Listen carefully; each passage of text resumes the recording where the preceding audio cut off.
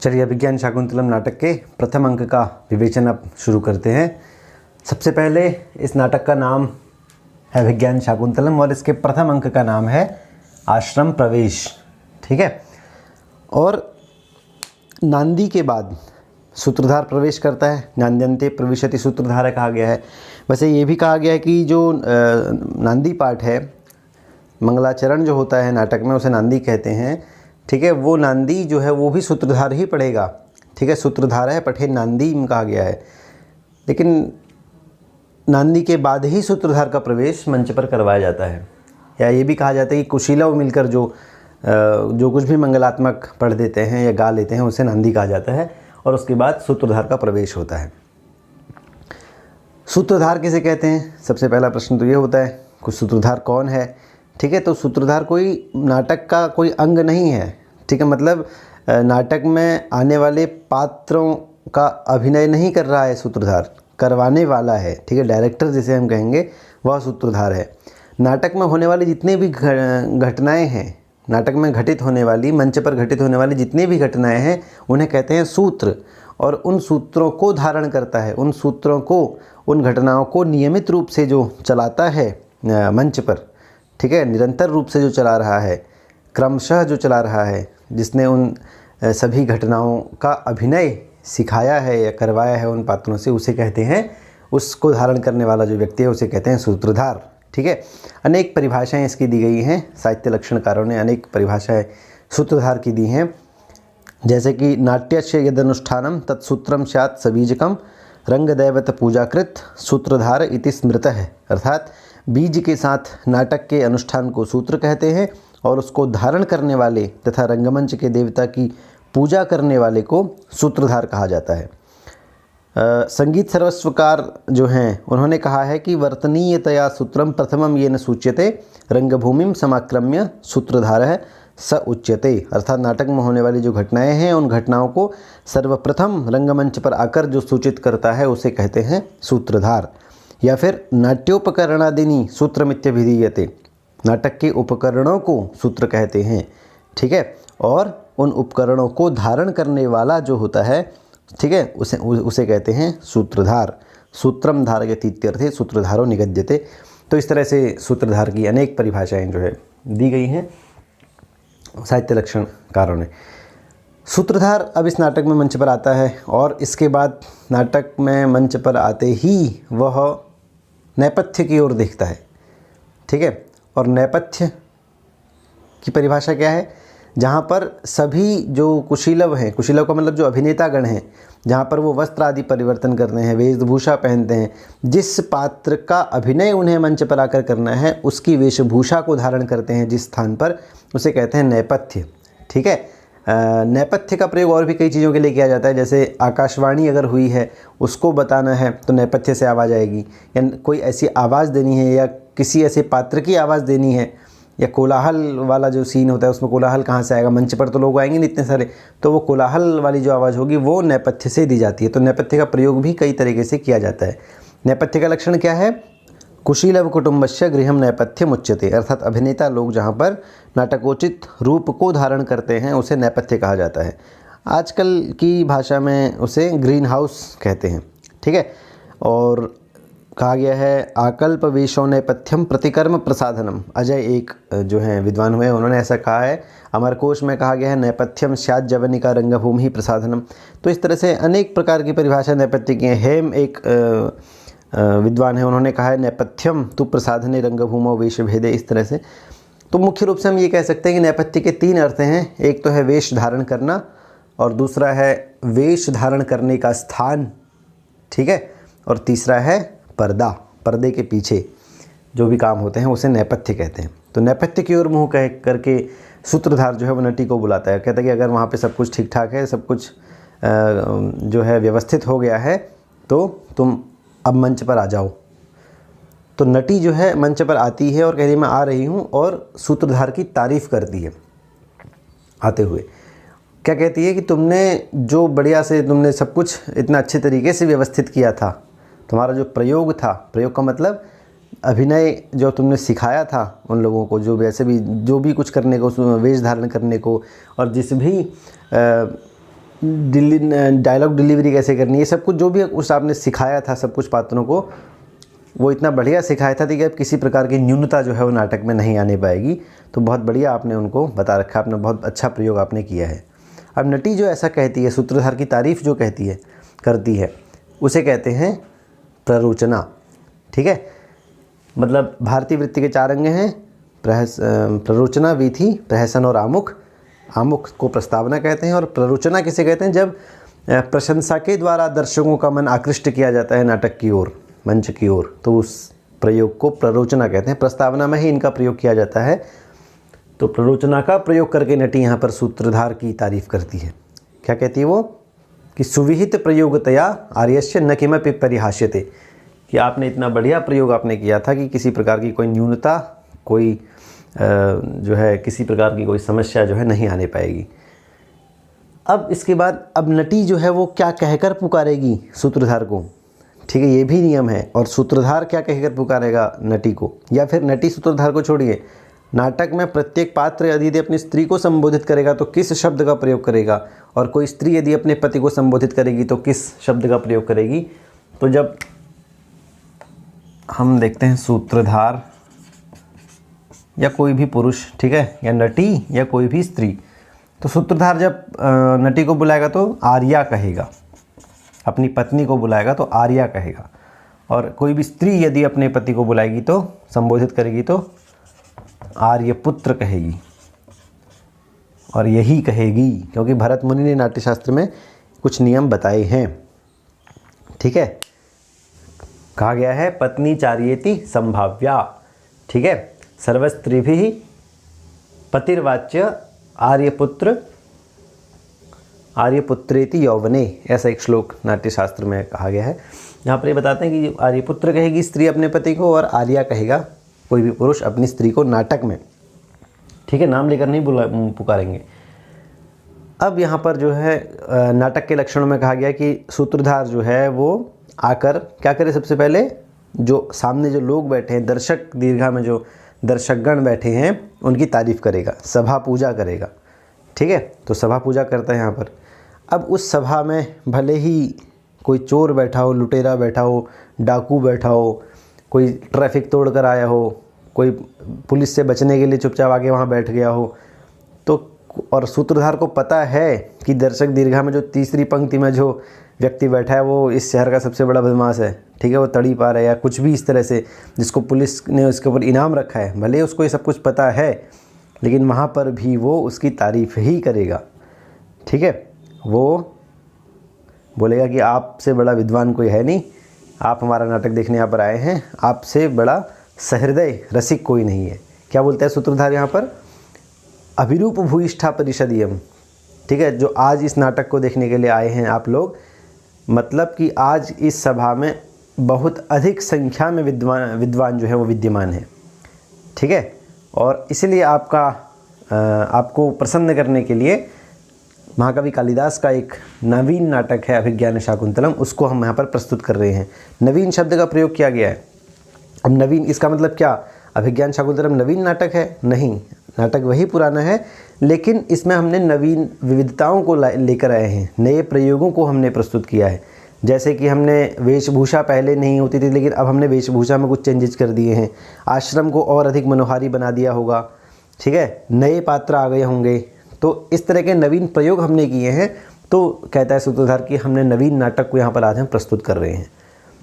और सूत्रधार उनकी इतनी ही तारीफ़ नहीं करता, नटी कहते कि आपने बहुत अच्छा प्रयोग किया है, किसी प्रकार की कोई न्यूनता नहीं रहेगी नाटक में, सब कुछ बढ़िया होगा।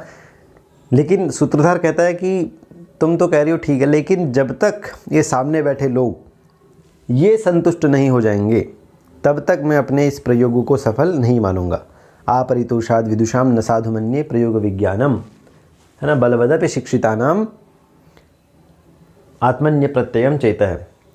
जब तक ये सभी लोग इस नाटक को देखकर संतुष्ट नहीं हो जाते तब तक मैं अपने प्रयोग को, अपने अभिनव शिक्षण को सफल नहीं मानता। ठीक है, क्यों? क्योंकि बलवदपि शिक्षितानाम आत्मन्य प्रत्ययम चेतः। जो शिक्षित व्यक्ति होते हैं, विद्वान व्यक्ति होते हैं, वो अपने चित्त के विषय में है, अपने विषय में ही अविश्वास युक्त होते हैं। ठीक है, मतलब इसको इस तरह आप समझिए कि जो सबसे पढ़ाकू छात्र होगा, सबसे साल भर जो पढ़ता रहता है बच्चा, वो जब पेपर दे देकर आएगा और रिजल्ट जिस दिन डिक्लेयर होना है, तो रिजल्ट डिक्लेयर होने के कुछ सेकंड पहले तक उसे धक धक धक धक रहेगी उसके दिल में, घबराया हुआ रहेगा, क्या होने वाला है, क्या होने वाला है। क्यों? क्योंकि अविश्वास युक्त होता है अपने विषय में विद्वान व्यक्ति। और जो साल भर पढ़ता है, इसका मतलब ये ज़रूरी नहीं है कि वो विद्वान ही हो, ठीक है। और दूसरा व्यक्ति जो है, एक जो पढ़ता नहीं है पूरे साल भर, उसने मौज मस्ती की और एग्ज़ाम के एक दिन पहले उसने किताब खोली और आराम से रात को उसने 1-2 घंटे पढ़ा, कुछ टॉपिक्स देख लिया और अगले दिन पेपर दे के आ गया और रिजल्ट आने वाला कोई फ़िक्र नहीं, आराम से सो के उठता है और तुम्हारे भाई ने एक रात में पूरी किताब ख़त्म कर दी कल, फिर भी पास हो गया। ये एटीट्यूड उनका होता है इस तरह से। कोई ऐसा ज़रूरी नहीं कि वो विद्वान नहीं है, लेकिन यह है कि जो मेहनत ज़्यादा करता है वो जब तक विद्वान लोग या उसकी मेहनत को देखने वाले पारखी लोग जब तक संतुष्ट नहीं हो जाते, तब तक उसे चैन नहीं मिलता है ना, तब तक वो अपने विषय में अविश्वास युक्त ही होता है। ये कहना चाह रहे हैं कालिदास सूत्रधार के माध्यम से यहाँ पर। और फिर इसके बाद नटी को कहता है कि अच्छा एक काम करो, ये नियम है कि सभा पूजा के बाद जो है सूत्रधार किसी ऋतु का वर्णन करेगा। तो सूत्रधार यहाँ पर कहता है कि अब तुम एक काम करो, एक ऐसा अच्छा सा गाना सुना दो, और क्योंकि इस समय पर ग्रीष्म ऋतु है तो ग्रीष्म ऋतु से संबंधित कोई गाना सुना दो। और इससे पहले कि नटी कोई गाना सुनाए, सूत्रधार स्वयं जो है एक गाना सुना देता है। क्या कहता है वो? सलिल सुभग वगाहा, है ना, पाटल संसर्ग सुरभि वन वाताह, कि जलों में स्नान करना, आजकल पानी में, ठंडे पानी में नहाना आजकल बड़ा अच्छा लगता है गर्मियों के दिनों में। और गुलाब की खुशबू से वायुएं जो हैं वो क्या हो गई, सुगंधित हो गई हैं, होकर बह रही हैं। और छाया में नींद बड़ी अच्छी आ जाती है, जल्दी नींद आ जाती है। और शाम के समय जो दिन है वो शाम के समय पर मनोहर हो जाते हैं, ठीक है, रमणीय हो जाते हैं। तो ऐसी ये ग्रीष्म ऋतु है और इससे संबंधित कुछ सुना दो। तो नटी सुना देती है एक बढ़िया सा गाना आर्या छंद में, है ना, ईषद ईषद चुंबितानि भ्रमरई, इस तरह से एक बढ़िया सा श्लोक सुना देती है कि जो युवतियां हैं वो ये भ्रमरों के द्वारा आस्वादित केसर शिखा से युक्त जो ये शिरीष पुष्प हैं, इन पुष्पों को अपने कान का आभूषण बना रही है, ठीक है, अपने कानों में उनको पहना रही है उन पुष्पों को। तो ये एक अच्छा सा गाना सुना देती है। और इसके बाद सूत्रधार फिर नटी की तारीफ़ करता है कि तुमने इतना बढ़िया गाना सुनाया, तुम्हारे ये जो गाना तुमने जिस राग में सुनाया है वो इतना बढ़िया था कि सब मंत्रमुग्ध हो गए। और इतने मंत्रमुग्ध हो गए कि अब मुझे सामने देखकर ये लग ही नहीं रहा है कि यहाँ पर दर्शक बैठे हुए हैं। क्यों? अब ऐसा लग रहा है देख के इनको जैसे कि दर्शकों का चित्र बना दिया गया हो, ठीक है। मतलब कि कह रहा है कि रागबद्ध आलिखित इव सर्वतो रंग है, तुम्हारे इस गीत को सुनकर सभी मंत्रमुग्ध हो गए हैं और ऐसा लग रहा है कि दर्शकों का कोई चित्र होगा कि वो एकटक बस तुम्हें ही देख रहे हैं। अब वो लग रहा है कि वो डूब गए हैं उस संगीत में, इतना बढ़िया तुमने गाना गाया है। और यहाँ पर कालिदास ने एक बहुत बढ़िया प्रयोग किया है। वो प्रयोग क्या किया है? सूत्रधार ये कहता है इस गीत को सुनने के बाद, नटी के गीत को सुनने के बाद सूत्रधार कहता है कि अब इन लोगों को खुश करने के लिए मैं किस प्रकरण का मंचन करूं। प्रकरण कहता है तत् इदानीम कतमत प्रकरणम आश्रित्य एनम आराधयाम है। तो ये ऐसा नहीं कि कालिदास ने गलती से नाटक की जगह प्रकरण लिख दिया था, या अभिज्ञान शाकुंतलम एक प्रकरण है, ऐसा नहीं है। अभिज्ञान शाकुंतलम एक नाटक ही है और कालिदास ने जानबूझकर इसका प्रयोग किया है कि नटी का गीत इतना मधुर था, इतना सुंदर था कि सभी मंत्रमुग्ध हो गए और सूत्रधार तक ये भूल गया कि हमें आज अभिज्ञान शाकुंतलम नाटक का मंचन करना था और उसके मुँह से जल्दीबाजी में प्रकरण शब्द निकल गया। और ये बहुत बढ़िया प्रयोग है, ठीक है। इसको मैं भी आपको बताऊंगा कि क्यों ऐसा प्रयोग किया गया। तो वो कहती किस प्रकरण का हमें मंचन करना है। तो नटी कहती है कि अरे अभी तो आपने बताया था कि अभिज्ञान शाकुंतलम नाटक का हमने आज मंचन करना है।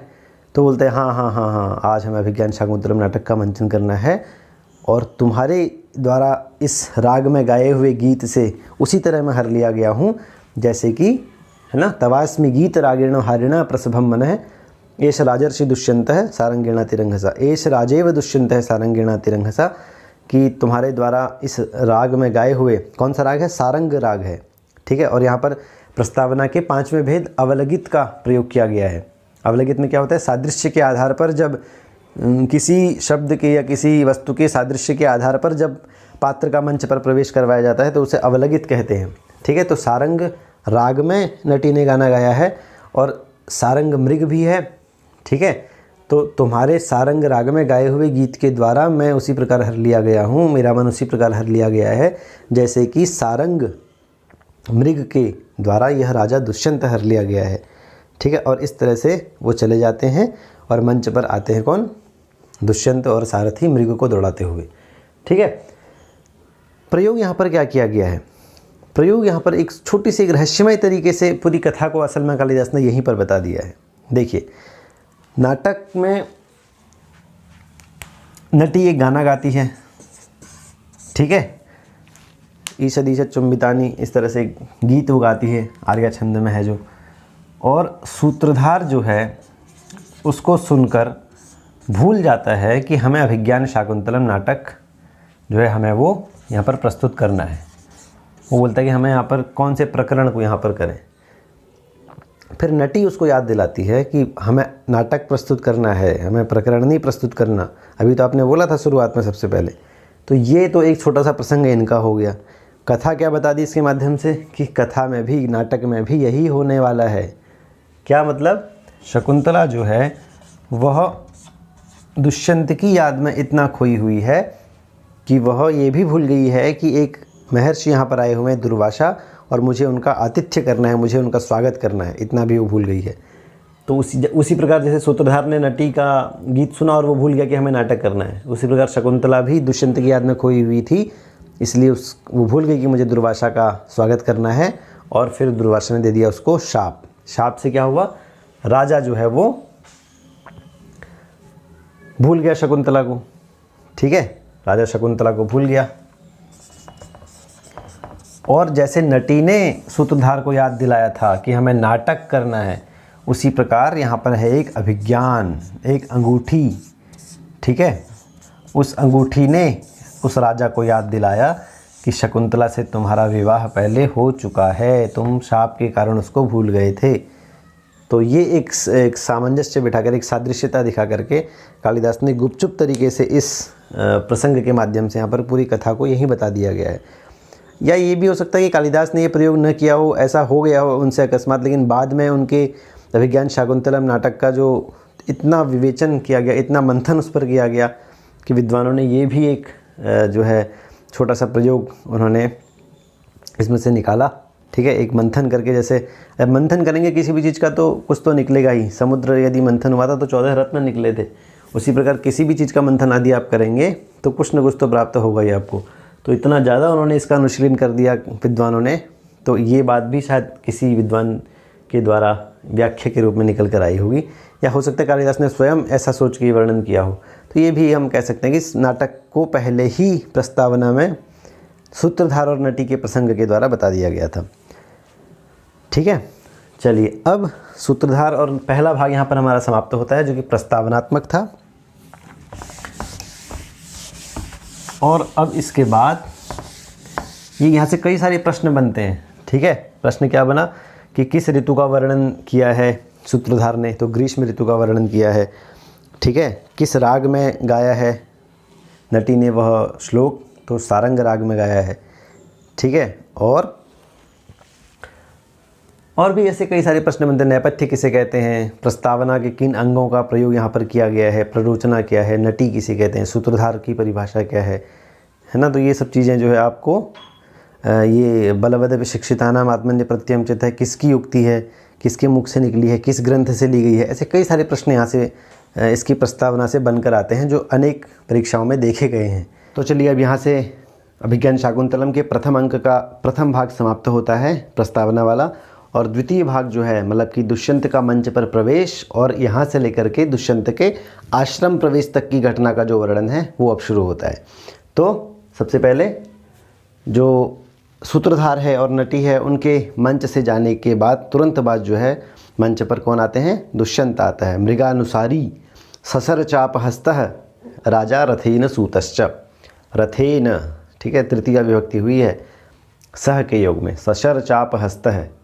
सशर मतलब बाणों के साथ, बाण के साथ और चाप माने धनुष के साथ इनको हाथ में पकड़े हुए राजा, और रथ पर चढ़ा हुआ है राजा, और सूत माने सारथी। सारथी किसे कहते हैं? क्षत्रियाद विप्र कन्यायाम सूतो भवति जातितः। क्षत्रिय पुरुष और विप्र की कन्या मतलब ब्राह्मण कन्या, इन दोनों के मेल से जो उत्पन्न होता है उसकी जाति सूत कही गई है, मनुस्मृति में ऐसा कहा गया है। तो वह सारथी का काम करता है। तो ये मंच पर प्रवेश करते हैं। राजा जो है वो दौड़ा रहा है एक मृग को। कृष्णसार नाम का एक मृग है, मृग की एक जाति है, या फिर कृष्णसार उस मृग का नाम ही है। वो दौड़ रहा है, ठीक है, मृग, और राजा उसको दौड़ा रहा है, ठीक है, उसको मारना चाहता है। मृगया का वर्णन है। और सूत जो है वह भागते हुए मृग को देखता है और धनुष पर बाण चढ़ाए हुए राजा को देख रहा है, और कहता है कि भागते हुए मृग और धनुष पर बाण चढ़ाए हुए आपको, आप पर दृष्टिपात करते हुए मैं मानो मृग को दौड़ाते हुए भगवान शिव को साक्षात रूप से देख रहा हूँ, ऐसा कहता है, उत्प्रेक्षा करता है। बहुत बढ़िया। अब यहाँ पर ये शिव के साथ ही उसने तुलना क्यों की? मतलब यहाँ पर जो कहा गया है कि मैं मानो शिव को साक्षात देख रहा हूँ, तो राजा दुष्यंत की शिव के साथ ही यहाँ पर सादृश्य क्यों दिखाया? यहाँ पर वैसा उपमा अलंकार नहीं, उत्प्रेक्षा अलंकार है। तो यहाँ पर पीछे एक कथा आती है, महाभारत के सौप्तिक पर्व में भी ये कथा आती है, वायु पुराण में एक कथा है, रघुवंश में भी एक कथा आती है। तो वहाँ पर इसका हमें उपजीवी मिल सकता है। वहाँ पर कथा यह है कि जब जो दक्ष प्रजापति थे उन्होंने एक यज्ञ करवाया और उसमें शिव का भाग उन्होंने नहीं रखा या उन्हें आमंत्रित नहीं किया, तो पार्वती जी को क्रोध आ गया और उन्होंने उस यज्ञ की अग्नि में आत्मदाह कर लिया, सती हो गई, ठीक है। तो जब शिव के पास ये कहानी पहुंची, ये पूरी घटना का वर्णन उन्हें सुनने को मिला, तो उन्हें क्रोध आ गया, ठीक है। जब उन्हें इस बात का पता चला कि जो पार्वती हैं वो सती हो गई हैं, तो उन्हें क्रोध आ गया और वे उस यज्ञ में पहुँचे और दक्ष प्रजापति को मार डाला और सभी देवताओं को वहाँ से भगा दिया। तो यज्ञ जो है वो मृग का वेश बनाकर भागा और शिव उसका पीछा करने लगे, ठीक है। तो उसी जब यज्ञ भाग रहा है मृग का वेश बनाकर और शिव उसका पीछा कर रहे हैं, तो उसी प्रसंग का सादृश्य यहाँ पर उसने जो सारथी है उसने दुष्यंत और उस मृग में जो है घटाया है कि मानो ऐसा हो रहा है, ठीक है। तो जो नाटक की 5 संधियाँ हैं, मुख प्रतिमुख, है ना, इस तरह से। तो यहाँ जब ततः प्रविशति मृगानुसारी, यहाँ से लेकर मुख संधि स्टार्ट हो गई है, मुख संधि यहाँ से शुरू हो गई है। और भी प्रथम अंक में ही जितनी भी अर्थ प्रकृतियाँ हैं वो सब शुरुआत यहाँ से हो जाती है सभी चीज़ों की, ठीक है। तो अब आगे राजा कहता है कि ये मृग जो है हमें दौड़ाते हुए बहुत दूर तक ले आया है, ठीक है, बहुत आगे हम आ गए हैं। और मृग का एक बहुत बड़ा बढ़िया वर्णन यहाँ पर राजा खुद स्वयं करता है कि देखो हम इसे दौड़ा रहे हैं, ठीक है, रथ इसके पीछे है, तो ये बार बार रथ को देख रहा है गर्दन मोड़ के, ठीक है, और रथ पर दृष्टिपात कर रहा है अपनी गर्दन को मोड़ के, ग्रीवा भंगाभिराम मुहुर अनुपतति छंदने बद्ध दृष्ट है, इस तरह से। और देखते हुए भी, भले ही ये डर के कारण देख रहा है, लेकिन फिर भी इसका दृष्टिपात जो है वो कितना मनोहर है, ठीक है। श्रृंगारिक राजा है, धीरोदात्त राजा है, तो कह रहा है कि इसका जो दृष्टिपात है वो कितना मधुर है। और बाण लगने के भय से इसने अपने जो शरीर का पृष्ठभाग है वो आगे तक सिकोड़ लिया है, ठीक है। और क्या हो रहा है, जब ये डर के कारण भाग रहा है तो इसके मुख से जो इसने दूर्वा चरी थी, जो घास इसने चरी थी, वो इसके मुख से गिर रही है, ठीक है, और उससे मार्ग व्याप्त हो रहा है। और डर के कारण ये जब ये उछल रहा है, लंबी लंबी छलांगे मार रहा है, तो इससे ऐसा लग रहा है जैसे कि ज़मीन पर कम चल रहा है और आकाश में ज़्यादा चल रहा है, ज़मीन पर कम और आकाश में ज़्यादा, वायु में ज़्यादा चल रहा है। तो ये एक स्वाभाविक वर्णन यहाँ पर उन्होंने किया है, स्वाभाविक अलंकार है, राजा कहता है।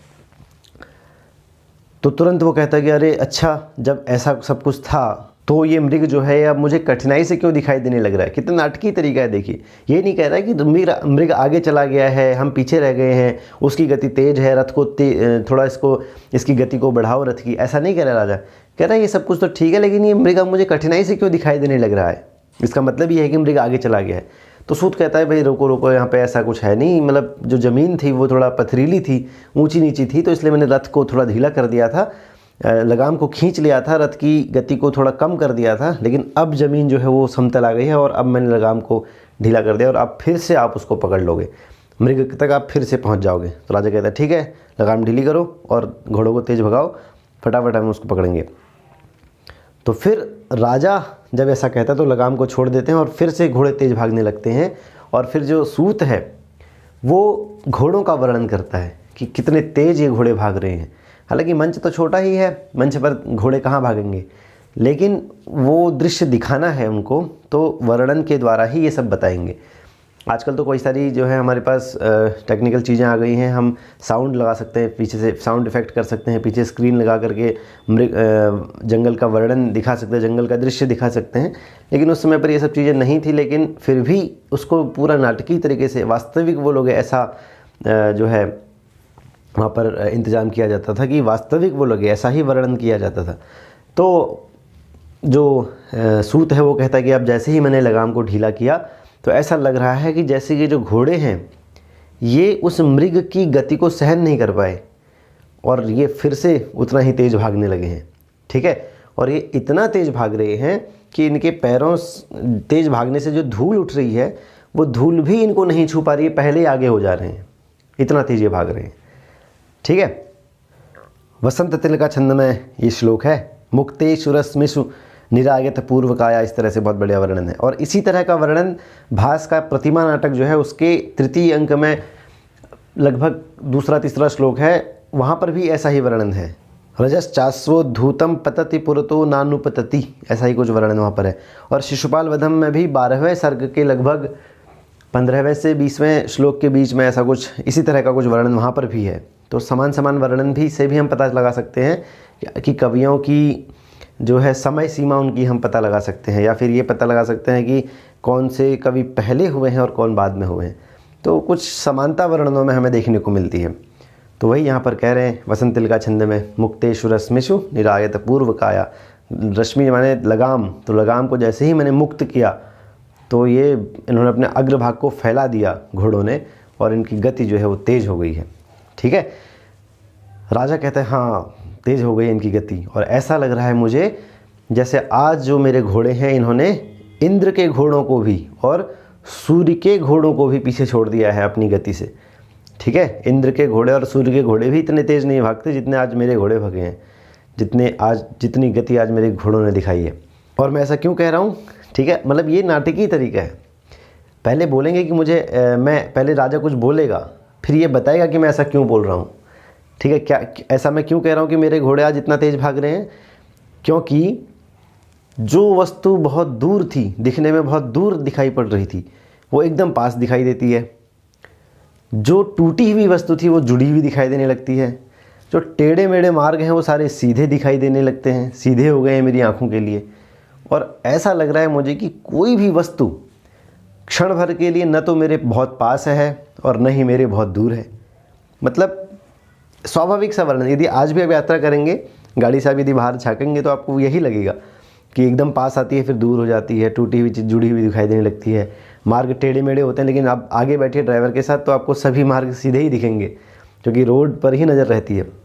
तो एक स्वाभाविक वर्णन यहाँ पर किया गया है। कुछ यहाँ पर विरोधाभास अलंकार भी कहते हैं कि ऐसा कैसे हो सकता है, टूटी हुई वस्तु सीधे दिखाई दे रही है।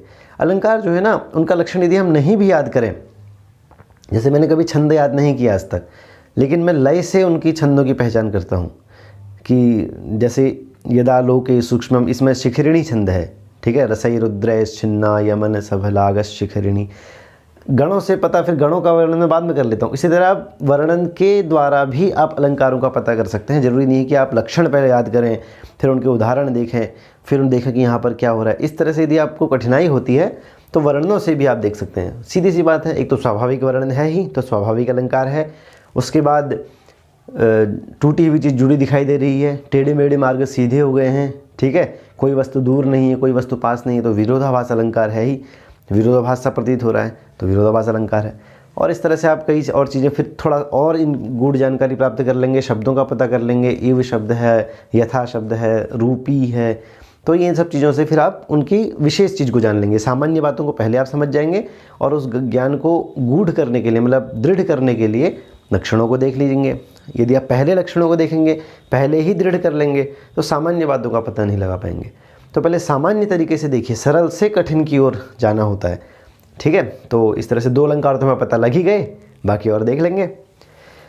तो इस तरह से न मे दूरम किंचित क्षणमपि न पार्श्वे रथ जवात, रथ की गति के कारण मुझे कोई भी वस्तु न तो मेरे बहुत दूर है और न ही मेरे पास है। ये वर्णन वहाँ पर उन्होंने किया है। इससे पहले जो ग्रीवा भंगाभिरामम जो है, ये भी इस श्लोक का वर्णन काव्य प्रकाश में किया गया है, भयानक रस के प्रसंग में, उसके उदाहरण के रूप में इसको बताया गया है। अच्छा, ये जो श्लोक है, ठीक है, यदा लोके सूक्ष्म, इससे पहले राजा एक डायलॉग बोलता है।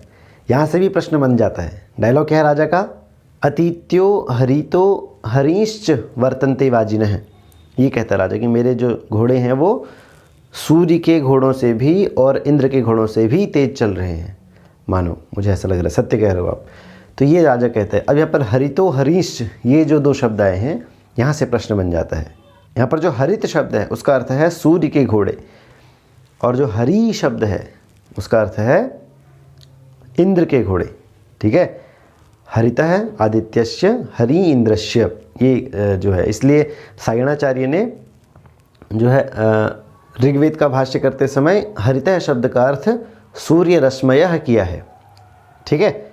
और इसीलिए ही सूर्य को हरिदस्व, ठीक है, और इंद्र को हरिहय भी कहा जाता है। तो ये भी प्रश्न बनता है, इसको आप ध्यान में रखिए। आगे चलते हैं। इसके बाद राजा कहता है कि अब तुम इस मृग को मारे जाते हुए देखो। ये मृग बिल्कुल मरने ही वाला है, देखो।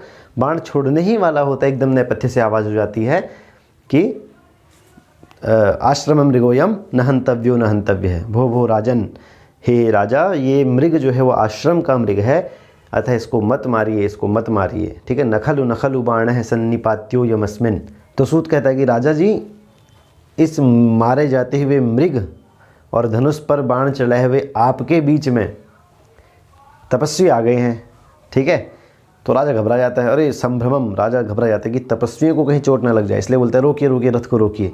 और इतने में जो है आत्मनस तृतीयो वैखानस है प्रविशति, ठीक है। मतलब तृतीयो वैखानस का मतलब 2 शिष्यों के साथ तीसरा वैखानस, तीसरा तपस्वी, मतलब 3 लोग उपस्थित होते हैं, 2 शिष्य और एक वैखानस, माने जो वननिवासी जो तपस्वी है वो प्रवेश करता है। और वो फिर राजा को कहता है कि नखलु नखलु बाणः सन्निपात्यो यमस्मिन् मृदुनि मृग शरीरे तूलराशा विवाग्नि क्वबत हरिणकानां जीवितं चातिलोलम क्वच निशित निपाता वज्रसारा शरास्ते। कि मत मारिए, नखलु नखलु बाण है, इस पर बाण मत चलाइए। किस पर? इस मृग पर, क्योंकि ये एक तो आश्रम का मृग है और ये मृग कैसा है? पुष्प राशि के समान है, कोमल है। मृदुनि मृग शरीर है, बहुत कोमल मृग का शरीर है।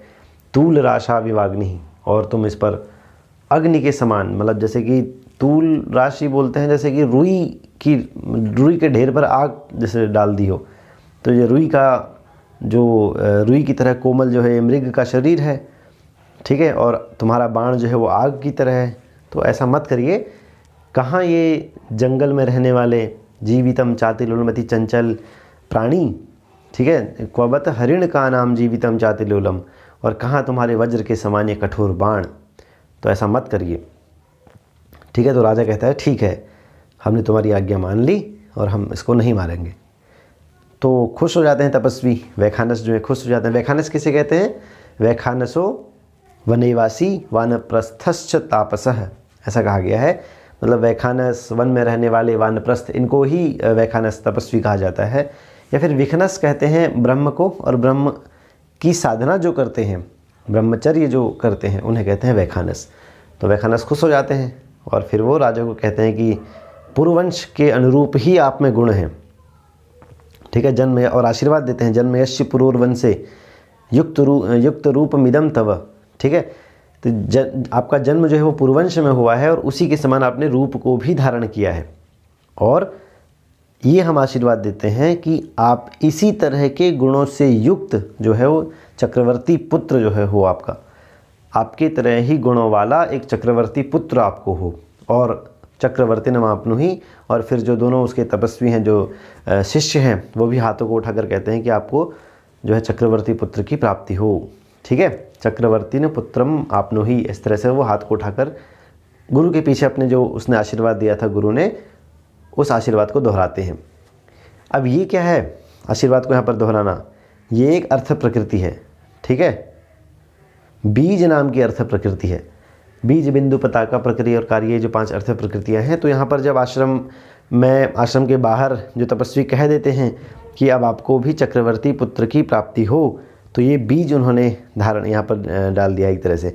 या फिर इसके बाद तुरंत एक वर्णन और आने वाला है, शकुंतला से मिलने के लिए जब वो जाता है राजा, तो वो भी बीज का ही एक उदाहरण है। तो यहाँ से मतलब शुरू हो गए हैं नाटक के लक्षण जो हैं, घटने शुरू हो जाते हैं। प्रथम अंक से ही शुरू घटने होंगे सारे, ठीक है। तो पुरुवंश की उत्पत्ति का संक्षिप्त वर्णन मैं आपको यहाँ पर बता देता हूँ, समय कम लगे इसलिए मैंने इसको लिख लिया है पहले ही। प्राचीन काल में 2 तरह के वंश चलते थे, एक सूर्यवंश है और एक चंद्रवंश है। सूर्यवंश में विवस्वान एक राजा हुए थे, सूर्य उन्हें कहा जाता है। उनके पुत्र थे इक्ष्वाकु, और वो ही सूर्यवंश के संस्थापक हैं। और इसी वंश में आगे चलकर राजा हुए हैं ककुत्स, दिलीप, रघु, राम, लव कुश, इस तरह से, है ना। रघुवंश में इनका वर्णन, इस वंशावली का वर्णन किया गया है। चंद्रवंश में अत्रि जो है, अत्रि के पुत्र थे सोम, ठीक है। और सोम को ही चंद्र कहा जाता है, और वो चंद्रवंश के संस्थापक थे। इसी वंश में आगे जाके सोम हुए, मतलब जो थे ही सोम, तो बुध, आयु, पुरुरुआ और ययाति, ये इसी वंश में आगे जाकर हुए। फिर ययाति के 2 पुत्र हुए, पुरु और यदु। पुरु से आगे तंशु हुए, अनिल और दुष्यंत, जिसका वर्णन हम यहाँ पर कर रहे हैं। और भरत, दुष्यंत का पुत्र जो था, ये इस वंश में हुए। और यदुवंश में आगे वृष्णि, देवरात, वसुदेव, कृष्ण, बलराम, ये सब यदुवंश में हुए। पुरु जो है, हम इस वंश की बात कर रहे हैं। तो एक बार शुक्राचार्य जो थे, इन्होंने पुरु के पिता ययाति को श्राप दे दिया, युवावस्था में ही वृद्ध होने का श्राप दे दिया कि आप वृद्ध हो जाओगे।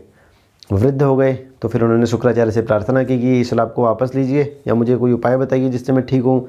आप क्रुद्ध हो गए और आपने श्राप दे दिया। तो शुक्राचार्य ने कहा कि आपके जो पुत्र हैं, उनमें से आप किसी भी पुत्र को अपनी वृद्धावस्था को दे सकते हो और उसकी युवावस्था को ले सकते हो। तो कोई भी पुत्र माना नहीं, लेकिन पुरु मान गए। और उन्होंने अपने पिता से कहा कि मैं आपके वृद्धावस्था को अपने ऊपर लेने के लिए तैयार हूँ, और आप मेरी युवावस्था को ले लीजिए।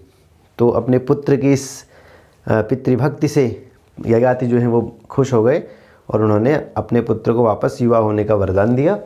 और वहीं से जो है पुरु के नाम से ही पुरुवंश की स्थापना हुई, ठीक है। ये कथा आती है। और उसी वंश में आगे जाके दुष्यंत जो है वो राजा हुए हैं, जिनका वर्णन हम यहाँ पर कर रहे हैं। तो राजा को जो है आश्रम में वो तपस्वी लोग आशीर्वाद दे देते हैं कि तुम्हारे अनुसार, तुम्हारे गुणों के जैसे गुण तुम्हारे अंदर है, इन्हीं गुणों से युक्त एक चक्रवर्ती पुत्र की प्राप्ति आपको हो।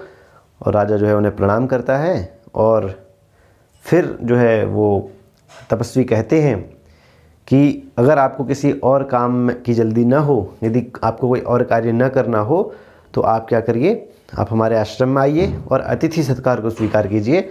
हम समिधा लेने के लिए बाहर अभी जा रहे थे। ये कण्व का आश्रम है, मालिनी नदी के तट पर है।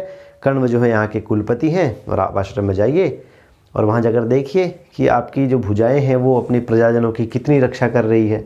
अतिथि सत्कार को स्वीकार भी कीजिए। तो राजा कहता है कण्व जो है, कुलपति जो है वो आश्रम में हैं। तो तपस्वी बताते हैं कि नहीं, वो गए हैं, वो सोमतीर्थ गए हैं, उनकी पुत्री है शकुंतला, उसके दुर्भाग्य को शांत करने के लिए सोमतीर्थ गए हैं। और जितना भी अतिथि सत्कार का जो कार्यभार है वो शकुंतला को सौंपा हुआ है। तो आप जाकर जाइए वहाँ पर और देखिए, अगर आपको कोई और काम ना हो तो। राजा कहता है ठीक है, मैं उन्हीं से जाके मिलूँगा, और बाद में जब ऋषि आएंगे तो ऋषि के प्रति मेरी भक्ति को देखकर वो कण्व को, ऋषि को बता देंगी कि राजा दुष्यंत यहाँ पर आए थे और आपसे मिलना चाहते थे, या आपके दर्शन के लिए यहाँ पर आए थे। तो ये जो राजा उसे कहता है कि तामेव द्रक्ष्यामि, मैं उसी को देखने जाऊँगा, उन्हीं से मिलने जाऊँगा, और बाद में वो ऋषि को मेरे आने की खबर दे देंगी। तो ये भी जो है बीज के रूप में इसको हम ले सकते हैं, ठीक है। यहाँ भी एक कि राजा की इच्छा जिसे कहते हैं, या फिर आरंभ नाम की कार्यावस्था हम इसको कह सकते हैं। आरंभ यत्न प्राप्ति ऐसा नियताप्ति फलागम, ये जो 5 कार्यावस्थाएं हैं, तो कार्य की अवस्था मतलब आरंभ नाम के मतलब जो यत्न किया है, जो प्रारंभ हुआ है, दुष्यंत के द्वारा आरंभ किया गया है कि वो जो है तामेव द्रक्ष्यामि मतलब मैं उसी को देख कर आ जाऊँगा, आश्रम में जाता हूँ, ये बोलना। तो उसके बाद जो है फिर से रथ के चलने का अभिनय करते हैं और फिर वहाँ जाते हैं और दुष्यंत कहता है कि चलिए ये आश्रम की सीमा हम आ गई है, हम आ गए हैं। ठीक है, सारथी कहता है कैसे आपको पता चला कि हम आश्रम की सीमा में आ गए हैं? तो राजा कहता है कि देख नहीं रहे हो कि यहाँ पर जो है एक तो घी का जो धुआं है, हवन में घी से घी से हवन जो कर रहे हैं, उस धुएं से ये जो ऊपर पेड़ पौधे हैं इनके नए नए पत्तों की लालिमा जो है वो समाप्त हो गई है। और क्या हो रहा है, और मृग जो है, अभी तक जो मृग हमारे रथ को देखकर भाग रहा था तो मृगों को भागना चाहिए हमारे रथ को देखकर, लेकिन ये मृग जो है ये इनको पता है कि ये आश्रम है और यहाँ पर हमें कोई चोट नहीं पहुँचाएगा, यहाँ पर किसी प्रकार की हिंसा नहीं होगी। ये हमारे मृग को बिल्कुल, हमारे रथ को बिल्कुल निडर होकर देख रहे हैं और मतलब चल रहे हैं, देखा अरे रथ आ गया, फिर वापस चलने लग गए। तो इसका मतलब आश्रम ही है। और ये जो कुल्याम्भो भी पवन चपले, बहुत बढ़िया से 2 श्लोक यहाँ पर राजा कहता है कि जो नहर है वहाँ से, नहर के जो मार्ग हैं, ठीक है, तो वहाँ पर किसी ने भी स्नान किया होगा या कपड़े आदि धोए होंगे, तो वो जब यहाँ से इस मार्ग से गए हैं तो उस पानी के टपकने से जल की एक रेखा बन गई है, तो वो रेखा से ये मार्ग व्याप्त है, जल की बूंदों की रेखा से ये मार्ग व्याप्त है। तो मतलब कि हम आश्रम की सीमा में पहुंच गए हैं। ठीक है, कुछ बातें यहाँ पर ध्यान में रखनी है। जैसे ऋषि जो है, जो तपस्वी जो है, वो शकुंतला को दुहिता कहता है, दुहितरम शब्द है शकुंतला के लिए। तो इसका मतलब ये है कि जो शकुंतला है वो कण्व की सगी बेटी नहीं है, वो किसी और की बेटी है और कण्व ने उसको पाला है, दुहिता है। ठीक है, और रम्यास तपोधनानाम है श्लोक, तो रम्या, तपोधन को रम्य क्यों कहा? ठीक है, रम्य तो श्रृंगारिक वर्णन के लिए, मतलब ऐसे वर्णन के लिए आ जाता। ठीक है, मनोरम धर्म्याः होना चाहिए था, कई जगह धर्म्याः पाठ भी है, धर्म्यास तपोधनानाम कहा गया है, कई जगह पर पाठांतर है। तो रम्याः भी ठीक है यहाँ पर, क्योंकि राजा जो है वो उसको इस तरह की घटनाएं रोज़ देखने को नहीं मिलती हैं, रोज़ हवन आदि ये सब चीज़ें, उसको आश्रम का वर्णन, आश्रम का दृश्य, ये उसको रोज़ देखने को नहीं मिलते हैं। तो राजा नई जगह अभी आया है, तो उसके लिए ये सभी जगहें जो हैं, ये सभी दृश्य जो हैं वो मनोरम हैं, तो इसलिए यहाँ पर रम्याः पद का प्रयोग भी उचित है। तो इस तरह से कुछ छोटी छोटी चीज़ों को यदि हम देखते चलें तो कोई चीज़ हमसे छूटती नहीं है। और काव्य को पढ़ने का मज़ा ही तब है जब आप उसके एक छोटे छोटे शब्दों के प्रयोग पर भी यदि आप गौर करते हैं तो उसकी विशेषता आपको पता चलती है, कवि का पांडित्य आपको पता चलता है कि कवि ने दर्शकों को रिझाने के लिए या जो श्रोता हैं उनको रिझाने के लिए कितनी मेहनत की है, कितना प्रयास किया है, कितना परिश्रम किया है। ठीक है, यूँ ही नहीं कि कुछ भी बना दिया, कोई भी डायलॉग लिख दिया, ऐसा नहीं है। बहुत मेहनत से और दूरदृष्टि से, ठीक है, सबकी भावनाओं का ध्यान रखते हुए काव्य का निर्माण किया गया है, तब जाके वो युगांतकारी काव्य बनता है। ठीक है, तो अब राजा कहता है कि रथ को यहीं रोक लीजिए, आश्रम वासियों को कोई विघ्न न होने पाए, तो पहले ही इसको रोक लीजिए। और अब मैं यहाँ से जो है वो वस्त्र परिवर्तन कर लेता हूँ। विनीत वेशेण प्रवेष्टव्यानि तपोवनानि नाम, मतलब कि तपोवन में सादे वेश में ही प्रवेश करना चाहिए। तो मैं थोड़ा वस्त्र परिवर्तन कर लूँ, सादा वेश को धारण कर लूँ और फिर मैं आश्रम में जाऊँगा। जब तक मैं उनसे मिल के आता हूँ तब तक आप इन घोड़ों को नहलाइए, तैयार कीजिए इनको वापस जाने के लिए, मैं आता हूँ अभी। और इस तरह से राजा जो है आश्रम में प्रवेश करता है। और यहाँ जो है प्रथम अंक का दूसरा भाग समाप्त हो जाता है। और आश्रम में प्रवेश से लेकर के पूरी घटना जो है तृतीय भाग शुरू करेंगे। जो पूरी घटना कौन सी है, जब राजा छुपकर सभी तीनों सखियों को देखता है और वहाँ मतलब आश्रम में प्रवेश से लेकर के राजा के उन तीनों सखियों के सामने आने तक का जो तृतीय भाग है उसको अब हम जानेंगे। द्वितीय भाग यहीं पर समाप्त होता है।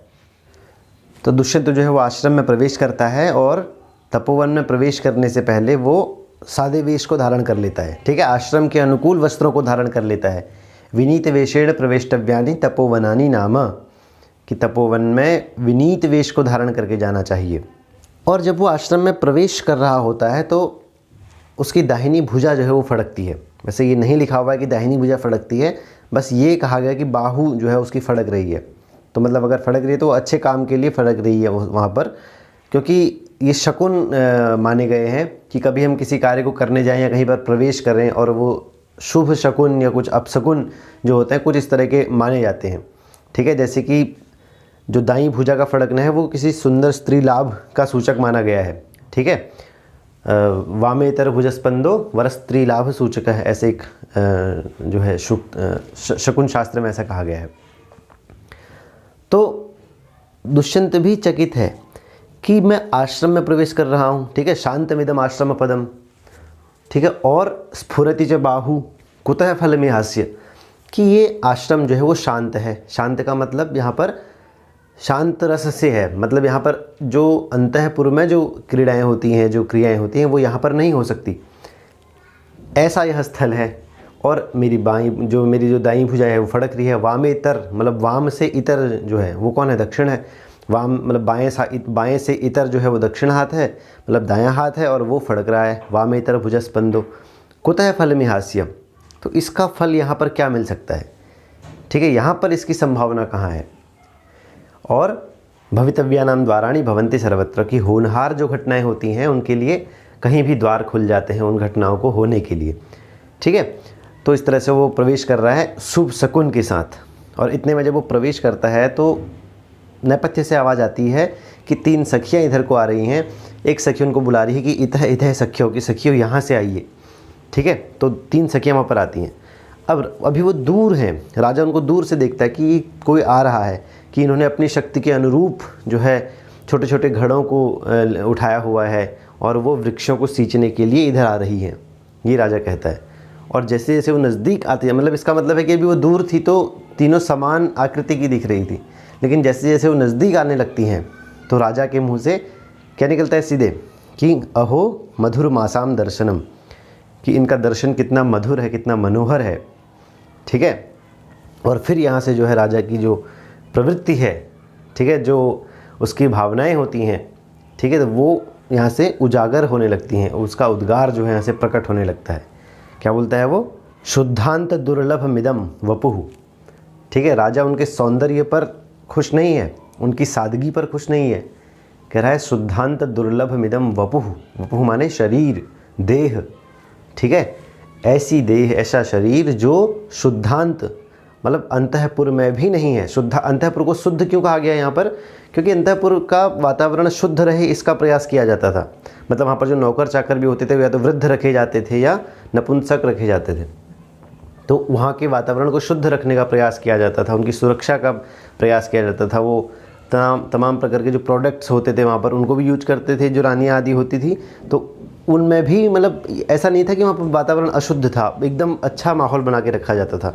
तो ऐसे वातावरण, क्योंकि वहाँ पर सब कुछ सुंदर ही सुंदर था, तो ऐसे शुद्ध अंतःपुर में भी दुर्लभ है जो देह, जो शरीर, वो यहाँ आश्रम में कैसे? शुद्धांत दुर्लभ मिदम वपुः आश्रम वासिनो यदि जनस्यम, ऐसा शरीर जो कि अंतःपुर में भी दुर्लभ है, यदि वह शरीर इस आश्रम में है, आश्रम वासी का है यदि ऐसा कोई शरीर, ऐसी देह, तो निश्चित रूप से आज जो है उपवन की लताएं, उद्यान की लताएं जो हैं वो वन की लताओं से क्या हो गई? तिरस्कृत हो गई। ठीक है, मतलब दूरी कृता खलु गुणई उद्यान लता वन लता भी। उद्यान की लताएं मतलब उसके लिए माली रखा होता है, वो उनकी कटिंग छटिंग करता रहता है। ठीक है, उनको पानी देगा, खाद डालेगा और बढ़िया से उनकी एक पत्ता उसमें सूखा नहीं होगा। और वन की लताएं क्या होती हैं? बिखरी पड़ी होती है, फैली होती हैं, कि इस पेड़ में जा रही हैं फिर उस पेड़ में जा रही हैं, लपेटे हुए हैं, तो ऐसी वन की लताएं होती हैं। लेकिन दुष्यंत कह रहा है कि उपवन की लताएं, उद्यान की लताएं जो है वो वन की लताओं से, मतलब उपवन की लताएं क्या हो गई? अंतःपुर की स्त्रियां, और वन की लताएं क्या हो गई? ये आश्रम में रहने वाली ये 3 जो कन्या उसने देखी हैं, इनसे आज तिरस्कृत हो गई उपवन की लताएं। अंतःपुर की स्त्रियां गुण और रूप आदि सौंदर्य में, रूप आदि सौंदर्य गुणों में उपवन की लताएं जो हैं वो वन की लताओं से, मतलब वन की स्त्रियों से क्या हो गई? तिरस्कृत हो गई। तिरस्कृत होने का मतलब क्या है? फेल हो गए उनके आगे, उनका सौंदर्य, अंतःपुर की स्त्रियों का सौंदर्य, उपवन की लताओं का सौंदर्य वन की लताओं का, वन की स्त्रियों के आगे फेल हो गया। तो दुष्यंत कहता है कि तब तक जो है मैं यहीं पर पेड़ की ओट में छिप कर बैठ जाता हूँ और इनको देखता हूँ, इनके क्रियाकलापों को, इनकी बातों को सुनता हूँ। पेड़ के नीचे छुप जाता है, किसी पेड़ की ओट में छुप कर उनको देख रहा होता है। अब वो आती हैं, मंच पर उनका प्रवेश होता है, ठीक है। और शकुंतला कहती है इधर से आइए, इतः इतः सख्यौ, मतलब एक वो खुद है और सख्यौ माने 2 सखियाँ और हैं, ठीक है। तो अनुसुईया कहती है कि हला शकुंतले, ठीक है, हला। अब हला जो शब्द है वो सखी के लिए, सखी अर्थ को प्रकट करने के लिए प्रयोग किया जाता है। समानाभिस तथा सख्यो हला भाष्या परस्परम, ठीक है। भरत कह रहे हैं नाट्यशास्त्र में कि समान आयु वाली जो स्त्रियां होती हैं वो आपस में एक दूसरे को हला कहकर संबोधित करती हैं। तो अनुसुईया जो है वो छेड़ रही हैं शकुंतला को, अनुसुईया और प्रेमवदा दोनों ही छेड़ रही हैं उसको, ठीक है, मतलब मजाक कर रहे हैं आपस में। अनुसुईया कहती है कि तुमको पिता काश्यप जो हैं वो इतना स्नेह नहीं करते तुमसे, क्योंकि यदि वे तुमसे स्नेह करते तो तुम्हें इन वृक्षों को जल डालने के कार्य में नहीं लगाते, और क्योंकि तुम्हें यह कार्य सौंपा गया है कि तुम वृक्षों में पानी दोगी, जल दोगी, तो इसलिए पिता काश्यप जो हैं वो तुम्हें इतना पसंद नहीं करते, इतना प्यार नहीं करते जितना कि इन वृक्षों से करते हैं। तो शकुंतला कहती है ज़रूरी नहीं है कि पिता काश्यप मुझे बोलेंगे, कण्व मुझे बोलेंगे तब जाकर मैं इन वृक्षों को जल दूंगी, ऐसा नहीं है। अगर वो नहीं भी कहते तो भी मैं डालती, क्योंकि इन वृक्षों से मेरा सगे भाई के समान प्रेम है। सोदर स्नेह लिखा गया है, सगे भाइयों के समान इन वृक्षों के साथ मेरा प्रेम है, मैं स्नेह करती हूँ इनसे, तो भी मैं इनको जल डालती। अब यहाँ पर दुष्यंत सुन रहा है इन बातों को, तो वो आश्चर्यचकित हो जाता है, कहता है पिता कण्व कहा इन्होंने, है ना, काश्यप को इन्होंने पिता कहा, तो कण्व इनके पिता कैसे हो सकते हैं? और यदि कण्व इनके पिता हैं तो अब जो है दुष्यंत के अंदर जो है वो मानवीय स्वभाव की जो भावनाएं प्रकट होने लगती हैं, जो वृत्तियां जो होती हैं मनुष्य की, वो जो प्रकट होने लगती हैं। कैसे? मान लीजिए कोई आपके अध्यापक हैं, वो आपके फेवरेट हैं, ठीक है, मतलब उनकी पाठन शैली से आप पूरी तरह प्रभावित हैं, ठीक है। और एक दिन वो क्लास में आते हैं और क्लास में आपकी नायिका भी है, तो वो अध्यापक जो हैं वो नायिका काम करके नहीं लाई है, होमवर्क करके नहीं लाई है, असाइनमेंट बना के नहीं लाई है, तो उनको डांट देते हैं वो अध्यापक। और जो अध्यापक जिनसे आप प्रभावित थे, जिनके जैसा आप बनना चाहते थे, उन पर ही आज आपको गुस्सा आ जाता है। मन ही मन आप बोलते हैं कि इन्हें कुछ पता नहीं है, उसकी तबीयत ख़राब थी, उसको डांट रहे हैं, और इस तरह से आपके विचार जो हैं, आपके भाव जो हैं वो अध्यापक के प्रति थोड़ा सा जो है गर्म हो जाते हैं, ठीक है, नरम से गर्म की ओर, मतलब थोड़ा आप उनसे क्रोधित हो जाते हैं। वही यहाँ पर भी हुआ है। दुष्यंत जो है वो कण्व के दर्शन के लिए ही यहाँ पर आया है, और जैसे ही उसे पता लगता है कि कण्व इसके पिता हैं, तो उसे गुस्सा किस बात पर आ रहा है कि कण्व जो है वो अदूरदर्शी हैं। मतलब यहाँ पर वो मतलब बदतमीजी पर भी आ जाता है। कण्व के लिए बहुवचन का प्रयोग किया जाना चाहिए था, क्योंकि सम्मान जनक हैं, लेकिन यहाँ पर एक वचन का प्रयोग करके कहता है दुष्यंत कि इदम किला व्याज मनोहरम वपुः तपः क्षमम साधयितुम य इच्छति, जो चाहता है, ठीक है, किला अव्याज मनोहरम, अव्याज मनोहर बोलते हैं जिसमें कृत्रिमता नहीं है, जैसे कोई सुंदर नहीं है लेकिन कृत्रिम जो प्रोडक्ट्स हैं, जो उपकरण हैं, उनका प्रयोग करके वो सुंदर बनने का प्रयास करते हैं, या दिखावटी सौंदर्य होता है उसमें, ठीक है, पाउडर लगा लिया, क्रीम आदि लगा ली, ठीक है, लाली लगा ली, तो वो कृत्रिम सौंदर्य है। लेकिन दुष्यंत कह रहा है कि अव्याज मनोहर वपुः, कृत्रिमता से रहित जो है इनका सौंदर्य है।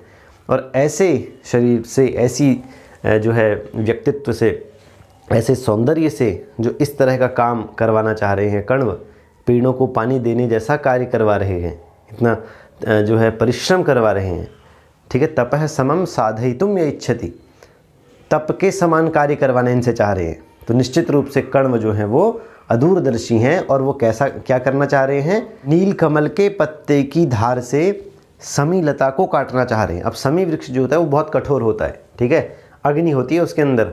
अब पुराने ज़माने में जब यज्ञ होते थे तो अरणी से जो है अग्नि को उत्पन्न किया जाता था, तो समी वृक्ष की ही अरणी बनाई जाती थी, मतलब जो लकड़ी होती थी। समी कहते हैं कि समी वृक्ष के अंदर अग्नि भी होती है। तो उस कठोर समी लता को नील कमल जो कि बहुत कोमल होता है, और उसके पत्ते की धार जो उससे भी कोमल है, उससे काटना चाह रहे हैं। शकुंतला से वृक्षों को सिंचन रूपी कार्य करवा कर। तो दुष्यंत के अंदर इस तरह के भाव कण्व के प्रति आ जाते हैं। वंशस्थ छंद में है ये श्लोक, ठीक है। इदम किला व्याज मनोहरम तपक्षमम साधयितुम इच्छति, इस तरह से। फिर शकुंतला कहती कि अनुसुईया से, अब राजा जो है छुप कर देख रहा है, ठीक है, सब सुन रहा है। शकुंतला कहती कि तुमने जो वल्कल वस्त्र है ये बहुत दृढ़ कर दिया है, टाइट कर दिया है, इसको थोड़ा ढीला करो। तो अनुसुईया कर देती है, ढीला कर देती है उसको। तो प्रियमवदा, क्योंकि प्रियमवदा नाम है उसका, प्रिय ही बोलती है जो, ठीक है। प्रियमवदा कहती है कि ये वल्कल वस्त्र तुम्हारे छोटे नहीं हो गए हैं, तुम इसके लिए हमें उलाहना मत दो, अपनी युवावस्था को उलाहना दो, उसको कारण बोलो, उसे बोलो जो बोलना है, हमें मत बोलो कि तुमने टाइट कर दिया है कपड़े हमारे जो बांधे थे, ठीक है। तो इस तरह से वो छेड़ती रहती है शकुंतला को, और दुष्यंत जो है वो पूरी तरह से आसक्त है। तो जो भी प्रियमवदा कह रही है वो उसका समर्थन कर रहा है, मतलब पेड़ के पीछे से ही समर्थन कर रहा है उसका। हाँ, प्रियमवदा ठीक कह रही है। क्यों? क्योंकि ऐसा ऐसा। मालिनी छंद में तो बढ़िया से श्लोक उसने बोल दिए हैं। इदमुपहित सूक्ष्म ग्रंथिना स्कंध देशे, इस तरह से कि कंधे पर छोटी सी गांठ लगाई हुई है, ठीक है। तो इस तरह से वो वर्णन करता है कि मतलब दोनों श्लोक जो हैं एक तरह से हम कहेंगे कि विरोधाभास प्रकट हो रहा है। कि पहले श्लोक में राजा कहता है कि हाँ ये वल्कल इसके शरीर पर अच्छे नहीं लग रहे हैं, ठीक है, ये नहीं शोभा धारण कर रहे हैं इसके शरीर पर, हटा देना चाहिए इनको, इस तरह से बोलते हैं। और अगले ही श्लोक में कहता है कि नहीं हालांकि अच्छे तो नहीं लग रहे हैं, लेकिन किमिभी ही मधुराणाम मंडनम नाकृति नाम, लेकिन अच्छी चीज़ों पर, सुंदर आकृतियों पर क्या चीज़ अच्छी नहीं लगती, तो अच्छे भी लग रहे हैं, ठीक है। इस तरह से दोनों तरह के भाव जो है दुष्यंत के आ रहे हैं। पहले कह रहा है नहीं अच्छे नहीं लग रहे, इनको हटा देना चाहिए, और फिर कहता है नहीं अच्छी चीज़ों पर तो सब चीज़ अच्छी लगती है, तो अच्छे भी लग रहे हैं। तो इस तरह से दुष्यंत जो है पूरी तरह से हर स्थिति को अपने मन के अनुकूल जो है सोच रहा है उसके प्रति। और अभी वो आसक्त ही है, और अब संभावनाएं तलाशेगा कि किस तरह से मिलन हो, ठीक है, किस तरह से विवाह तक ये बात पहुंच सकती है क्या, ठीक है। अभी वो असमंजस में है कि कण्व की पुत्री कैसे हो सकती है। यदि कण्व की पुत्री है तो फिर नहीं हो सकता मिलन, क्योंकि कण्व जो है वो ब्राह्मण है, ठीक है, और ये राजर्षि है, तो कैसे होगा, वर्ण संकर हो जाएगा, राजा को धर्माचरण भी करना है। तो वो अभी सारी संभावनाएं तलाशेगा और बातों बातों में ही आगे पता करेगा। तो यहाँ पर वो बात बात पर जो भी सखियाँ शकुंतला से कर रही है वो उनका समर्थन कर रहा है कि हाँ ये है, ऐसा है, युवा अवस्था में है। और ये जो दूसरा श्लोक जो उसने बोला है, ठीक है, सरसिज मनोविद्धम शैवलेनापि रम्यम, तो इसमें जो लास्ट में जो सूक्ति आती है किमिवी ही मधुराणाम मंडनम नाकृति नाम, ये बहुत प्रसिद्ध सूक्ति है, बहुत प्रसिद्ध, मतलब लगभग कई काव्यों में ये आई है, और कई कवियों ने इसको अपने काव्य में अलग अलग तरीके से प्रस्तुत किया है। जैसे कुमार संभव में देखिए, नषट पदश्रेणिभिरेव पंकजम सशैवलासंगमपि प्रकाशते, इसी तरह का भाव है इसमें भी। किरातार्जुनीयम में देखिए, नरम्य माहार्यमपेक्षते गुणम, वहाँ पर भी इसी तरह का वर्णन चौथे सर्ग में। किरातार्जुनीयम के ही 7वें सर्ग में देखिए, रम्याणाम विकृतिरपि श्रियम तनोति, ठीक है, ये सब एक ही तरह के भाव हैं। और देखिए आप मालविकाग्निमित्रम में, अहो सर्वास्वस्था स्वनवद्यता कामस्य, ठीक है। तो एक ही सूक्ति के अनेक प्रकार के अलग अलग तरीके से प्रस्तुत करके उसको कई कवियों ने और कई जो है काव्यों में उसको उपनिबद्ध किया है। शाकुंतलम के 6ठे अंक में भी आप देखेंगे, अहो सर्वास्वस्थासु रमणीयत्वमाकृति विशेषाणाम, और अभिमारक में भी देखिए सर्वमलंकारो भवति स्वरूपाणाम, और प्रतिमा नाटकम में सर्वशोभनीयम सुंदरम नाम, ठीक है। और दृष्टांत शतक है, उसमें भी इसी तरह का कुछ भाव है, स्वभाव सुंदरम वस्तु न संस्कारम अपेक्षते। तो एक ही सूक्ति से, मतलब जब कोई सूक्ति अच्छी लगती है किसी कवि को, तो वह अलग अलग तरीक़ों से अपने काव्य में उसको जगह देता है। तो वही कालिदास ने, मतलब ये कह सकते हैं कि गौमुख जो है कालिदास का अभिज्ञान शाकुंतलम नामक नाटक है, और वहाँ से ये जो अलग अलग नदियाँ बह रही हैं अलग अलग प्रदेशों से होते हुए, भाव सबका वही है, संगम बाद में एक ही जगह होना है उनका, ठीक है। और साहित्य दर्पण में इस श्लोक को, ठीक है, जो सरसिज मनोविद्धम शैवलेनापि रम्यम, इस श्लोक को नायिकाओं के सात्विक अलंकारों में सौंदर्य नामक अलंकार का उदाहरण के रूप में इसको प्रस्तुत किया है उन्होंने, साहित्य दर्पण में विश्वनाथ ने, ठीक है। अर्थांतरन्यास अलंकार है इसमें, और मालिनी छंद है। फिर शकुंतला कहती है कि ये जो बकुल वृक्ष है यह हवा के द्वारा हिलाई गई अपने पत्ते रूपी उंगलियों को हिला हिलाकर मुझे अपनी ओर बुला रहा है कि आओ यहाँ भी दो, जल दो हमें भी। तो इसको जल देती हूँ, तो वहाँ पर जाके उसको जल देती है।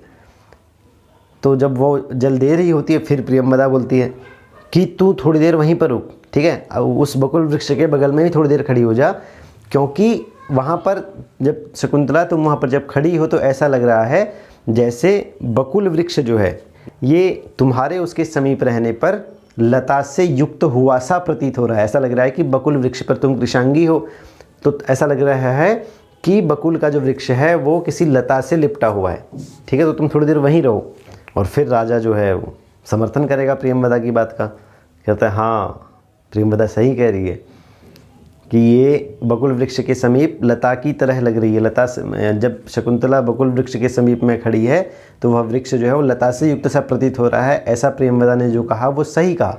क्यों? क्योंकि फिर राजा जो है एक श्लोक के माध्यम से आर्या छंद में अधर है किसलय राग है कोमल विटपानुकारिणो बाहु, ठीक है, इसके जो अधर हैं वो नए नए पत्तों के समान क्या हैं, लाल रंग के हैं, और कोमल विट इसके जो बाहुएं हैं, जो भुजाएं हैं शकुंतला की वो कोमल हैं, ठीक है, शाखाओं की तरह कोमल हैं, कोमल शाखाओं के समान है, और इसके अंग में जो है वो सुंदर फूलों की तरह जो है यौवन व्याप्त है। तो राजा को हर बात का समर्थन करना है उसको, मतलब पूरी तरह से आ सकता है उसकी। अभी आप देखेंगे कि वो डर के कारण अपनी जो आंखों को झपकाएगी तो वहाँ भी राजा सुंदरता ढूंढ रहा है कि अरे वाह कितना मतलब अच्छी पलकें कटाक्षपात किया। तो आ सकता है पूरी तरह से कामीजन मनोवृत्ति है, ठीक, उसके हर भाव में जब आप काम ढूंढने लगते हो, श्रृंगार ढूंढने लगते हो, तो ये आसक्ति का लक्षण होता है। जो तुमको हो पसंद वही बात कहेंगे, तुम दिन को कहो रात तो हम रात कहेंगे। तो पूरी तरह से आ सकते हैं दुष्यंत। तो अधरय किसलय राग है, आ गया था कुसुम में पिनद्धम, तो इसमें क्या है उपमा अलंकार है श्लोक में और आर्या छंद है, ठीक है। अनुसुईया कहती है कि ये जो आम की स्वयंवर वधु है नवमालिका, जिसका नाम तुमने वनज्योत्सना रखा है, इसको जल देना कैसे भूल गई तुम। शकुंतला कहती है इसको जल देना मैं नहीं भूल सकती, अगर इसको मैं भूल गई तो मैं खुद को भूल जाऊंगी, ठीक है, मैं खुद को भूल जाऊंगी लेकिन इसको नहीं भूल सकती। तो वहाँ पर जाती है उस नवमालिका को, वनज्योत्सना को जल देती है और कहती है कि ये जो वनज्योत्सना है ये जो है अपने वृक्ष से जो है मिल गई है, मतलब वनज्योत्सना लता का आम्र वृक्ष से मेल हो गया है, ठीक है, तो ये पूरी तरह से उसके उपभोग के योग्य है, ऐसा कहती है शकुंतला। और कुछ देर तक उसको देखती रहती है और फिर वो छेड़ते हैं उसको, दोनों जो सखियाँ हैं दोनों छेड़ती हैं उसको। प्रियंवदा कहती है जानती है अनुसुईया ये क्यों इसको इतनी देर तक देख रही है। तो अनुसुईया कहती है नहीं जानती, बताओ क्यों देख रही है। प्रियंवदा कहती है कि ये इसलिए देख रही है क्योंकि ये ऐसा मन में सोच रही है कि जैसे ये वनज्योत्सना आम्रवृक्ष से इसका मेल हो गया है वनज्योत्सना का, ठीक है, उसी प्रकार क्या मेरा भी किसी के साथ मेल होगा, ऐसा सोच रही है शकुंतला। प्रियंवदा कहती है। तो अनुसुईया सुनती है तो एकदम फिर वो झेप जाती है कि नहीं नहीं ये तुम्हारे मन की इच्छा है, ये मेरे मन की इच्छा नहीं है। प्रियंवदा तुम अपने मन की इच्छा को मेरा नाम लेके बता रही हो। जैसे दोस्त लोग आपस में मजाक करते हैं, हास उपहास करते हैं, वही उनके बीच में चल रहा है। और जैसे ही राजा इसको सुनता है फिर उसके अपने भाव शुरू हो जाते हैं।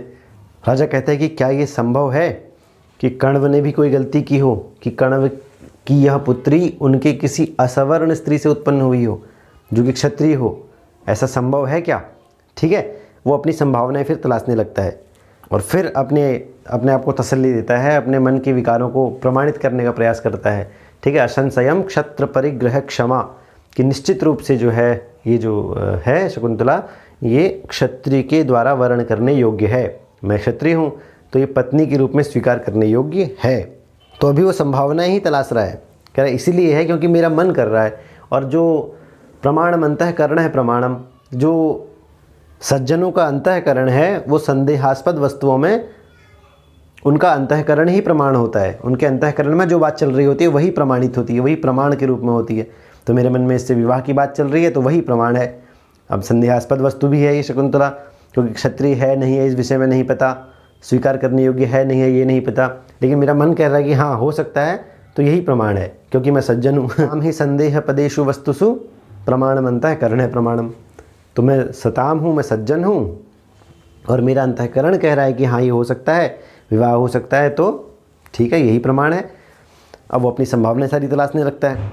इतने में क्या होता है, एक भंवरा आ जाता है। शकुंतला कहती है कि जल के सिंचन से घबरा कर एक भंवरा जो है वो मेरे मुख की ओर आ रहा है। ठीक है, तो मैं वहाँ जाती हूँ, तो वहाँ जाती है तो भंवरा वहाँ भी आ जाता है। तो वो कहती है सखियों से मुझे बचाओ कि ये भंवरा जो है मुझे तंग कर रहा है। जो सखियाँ फिर छेड़ती हैं कि हमसे क्यों कह रहे हो बचाने को, दुष्यंत से कहो, वो है तपोवन का राजा। ठीक है, तपोवन उसके अधिकार क्षेत्र में आता है, उसके राज्य में आता है, उससे कहो, वो बचाएगा तुम्हें। तो अब यहाँ पर जो भंवरा है वो शकुंतला के मुख को कमल समझकर उसकी ओर आ रहा है। ठीक है, तो इससे पता चलता है कि वो क्या है, पद्मिनी स्त्री है। ठीक है, जिसका मुख जो है कमल की तरह होता है उसे पद्मिनी कहा जाता है। तो शकुंतला जो है वो खिन्न है, वो दुखी है, भ्रमर से परेशान किया जा रहा है उसको। और दुष्यंत जब ये देख रहा है तो यहाँ पर भी वो उसके इस भय के भाव में भी वो उसको उसमें सौंदर्य तलाश रहा है।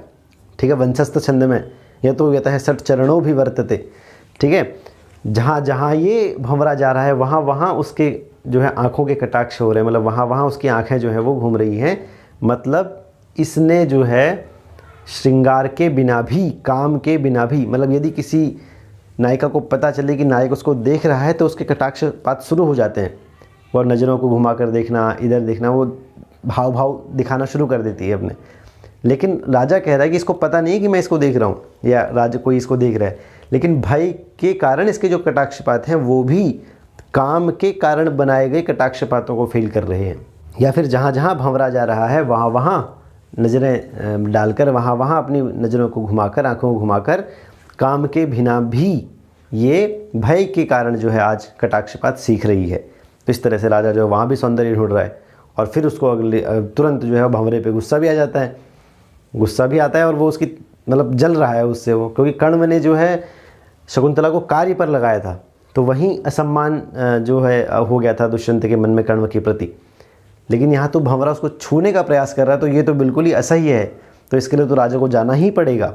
ठीक है, वो कह रहा है, राजा ईर्ष्या से कह रहा है, सासूयमिव कहा गया है, असूया से युक्त होकर कह रहा है, ईर्ष्या से युक्त होकर के, मानो ईर्ष्या से कह रहा हो, जलन से कह रहा हो, चला पांगाम दृष्टिम, कि हे भ्रमर तो इसके चंचल नेत्रों का बार बार स्पर्श कर रहा है।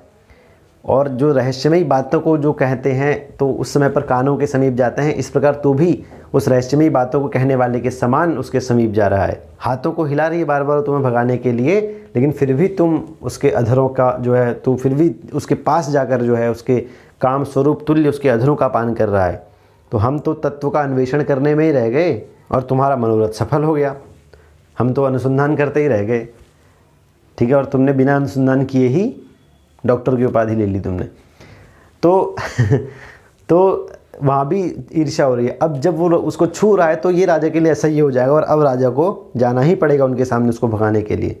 तो वो सोचता है कि अगर मैं इनके सामने जाऊँगा तो मेरा राजत्व प्रकट हो जाएगा, पता चल जाएगा कि मैं दुष्यंत हूँ, मैं राजा हूँ। तो बोलता है कि अच्छा इस तरह से मैं बोलूँगा कि जिससे इनको पता न चले। और इतने में राजा जो है वो एकदम उनके सामने आ जाता है, और क्या कहते हुए, कह पौरवे वसुमतीम शासति शासितरी दुर्विनीता नाम।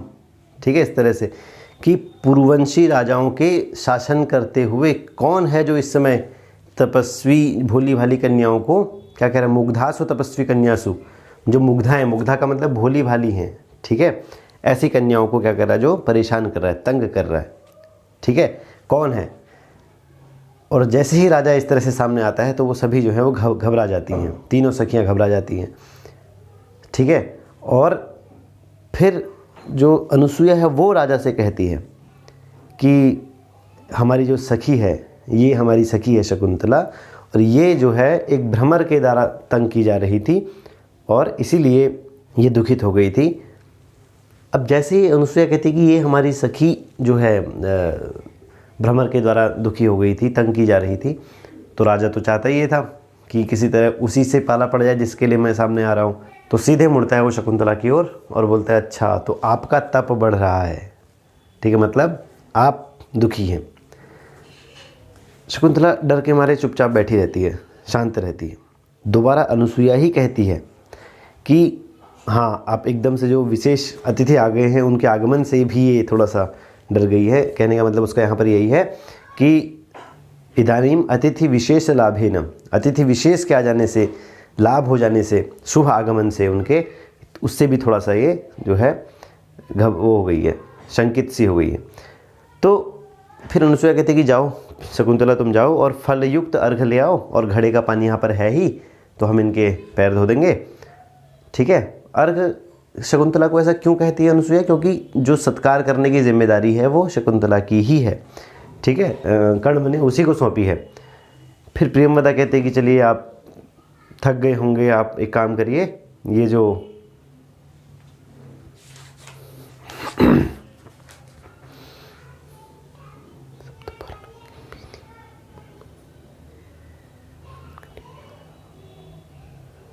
घनी छाया के कारण शीतल हो गया है सप्तपर्ण की वेदी जो है, ये सप्तपर्ण की वेदी है और ये घनी छाया के कारण शीतल हो गई है, इसके चबूतरे पर आप थोड़ी देर आराम करिए, थोड़ी देर विश्राम करिए, बैठिए। राजा कहता है हाँ तुम भी मुझे थकी हुई सी लग रही हो। वो बातें बढ़ाना चाहता है, किसी तरह से बात करना चाह रहा है राजा कि हाँ तुम भी सभी थकी हुई लग रहे हो। शकुंतला जवाब क्यों नहीं दे रही है, ठीक है, मतलब अनुसुईया और प्रियंवदा ही क्यों जवाब दे रही हैं? तो शकुंतला के लिए यहाँ पे शब्द है साध्वस। साध्वस का मतलब घबरा गई है वो। साध्वस का मतलब होता है कोई अपरिचित पुरुष एकदम सामने आ जाता है तो घबरा जाना, वो हो गया है, इसीलिए वो जवाब नहीं दे रही और उसकी जगह पे अनुसुईया और प्रियंवदा उसकी सखियाँ जवाब दे रही हैं। तो राजा कहता है कि हाँ आप भी बैठिए, आप भी थक गए होंगे, थके हुए लग रहे हैं आप लोग। तो अनुसुईया कहती है कि हाँ अतिथि भी आए हुए तो हमें भी, शकुंतला कहती है कि हमें भी इनके साथ बैठना चाहिए। और शकुंतला भी राजा को देखकर उस पर आसक्त हो गई है। वो इस बात से पता चलता है कि मन में अपने वो कह रही है कि क्या कारण है, क्या वजह है कि इस व्यक्ति को देखकर मैं आश्रम के विरोधी विकारों का पात्र हो गई हूँ। मतलब आश्रम के विरोधी विकार क्या हो गए? काम विकार, श्रृंगारिक विकार, किसी पर आसक्त होना, जैसा ये सब आश्रम में नहीं देखा जाता, लेकिन शकुंतला के मन में ऐसे विचार आ रहे हैं। इसका मतलब कि वो कह रही है कि क्या वजह है कि इस व्यक्ति को देख करके मैं इस तरह के विकारों का पात्र हो गई हूँ। अब राजा जो है वो बात करना चाहता है तो वो क्या बोले, तो कुछ भी बोले जा रहा है। कह रहे आप तीनों जो हैं समान आयु वाले हैं, इसलिए आप ज़्यादा मनोहर दिख रहे हैं, अच्छे दिख रहे हैं। प्रियंवदा जो है हाथ की ओट में कहती है अनुसुईया से कि ये कौन व्यक्ति है जो इतना मीठा बोलने वाला है, अच्छा बोलने वाला है, ठीक है। चतुर शब्द का प्रयोग है, चतुर शब्द का यहाँ पर लाक्षणिक प्रयोग है। चतुर शब्द का मतलब चतुर तो है ही राजा, जो मौके की नज़ाकत से सामने आया है, और चतुर का मतलब यहाँ पर सुंदर भी है। तो ये सुंदर भी है और मृदुभाषी है और गंभीर प्रकृति वाला है, तो ये कौन है? अनुसुईया कहती हाँ मैं भी यही सोच रही हूँ कि ये कौन है। ममाप्यस्ति कौतूहलम, मेरा भी यही कौतूहल है कि मैं भी जानना चाहती हूँ कि कौन है। और फिर प्रकट होकर अनुसुईया पूछ देती है कि आप कौन हैं, मतलब किस तरीके से, रोचक तरीके से पूछती है। कहती है कि आपका मधुर भाषण मुझे ये बोलने के लिए प्रेरित कर रहा है, मुझे इस विश्वास से युक्त कर रहा है कि मैं आपसे पूछूं कि आप किस राजर्षि कुल को अलंकृत करते हैं, किस देश के लोगों को आपने इस समय विरह से युक्त कर दिया है। मतलब राजा भी यहाँ है, मतलब आप यहाँ हैं तो आप इतना मधुर बोलते हैं कि आप जिस देश में रहते होंगे, जिस स्थान पर रहते होंगे, वहाँ के लोग आपके विरह में इस समय व्याकुल होंगे। और इतना कोमल शरीर, इतना अच्छा शरीर आपने तपोवन तक आने के परिश्रम से युक्त किया है। इस शरीर से आपने इतना परिश्रम किया कि आप तपोवन तक पहुँचे, तो कौन है आप? इस रोचक तरीके से पूछती है। और जैसे ही वो ये पूछती है तो शकुंतला अपने मन में कहती कि अरे यहाँ सखियों ने सही बात की है। मतलब अपने हृदय को कहती कि हृदय तो अधीर मत हो, तेरे ही काम की बातें चल रही हैं यहाँ पे। मतलब जो तू पूछना चाह रही थी कि कौन है, तो वही अनुसुईया पूछ रही है, तो धीर धरो, अभी अधीर मत हो, अपने हृदय को कह रही है शकुंतला। अब राजा कह रहा है कि मैं अपने आप को किस तरह छुपाऊं, किस तरह अपने आप को प्रकट करूं, वो भी उसके मन में भी कश्मकश चल रही है। और फिर वो कहता है कि एकदम चतुर तो है ही वो, तो वो कह रहा है कि नहीं, मुझे तो पूर्ववंशी राजाओं ने धर्माधिकारी नियुक्त किया है और मैं तपोवन में ये जानने के लिए आया हूँ कि यहाँ की क्रियाएँ, सब कुछ यज्ञ आदि जो क्रियाएँ हैं वो ठीक ठाक चल रही हैं कि नहीं चल रही हैं, ये देखने के लिए मैं यहाँ पर आया हुआ हूँ।